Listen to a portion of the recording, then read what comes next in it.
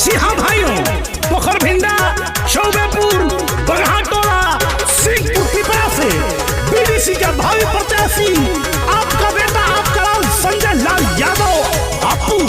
तो नहीं भूलना है, आगामी चुनाव में भारी से भारी वोटों से विजयी बनाना है। अपने निहोरा न भूलैहा भैया हो, भैया हो। अपने निहोरा न भूलैहा भैया हो। असो बीडीसी के चुनावा में संजय के जितैहा भैया हो। असो बीडीसी के चुनावा में अपू के जितैहा भैया हो।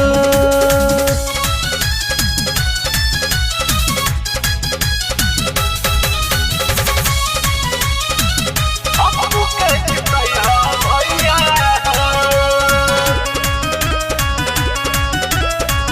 संजय के जितैहा भैया हो। संजय लाल होवे चाची रौरी परिवार के मांगता रे वोट अपन गमछा पसारी के, गमछा पसारी के।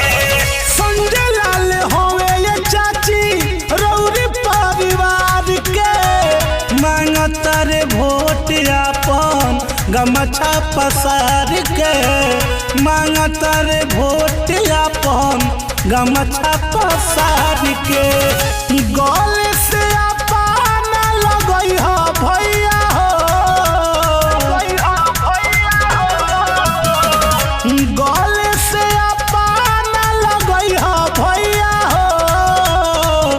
असो बीडीसी के चुनावा में संजय के जितैहा भैया हो।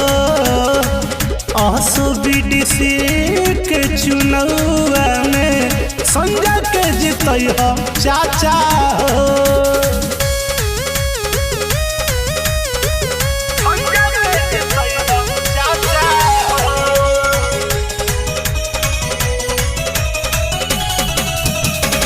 हर माँ का बेटा हर बहनों के भाई इनका के दिहा सो विजयी बनाई।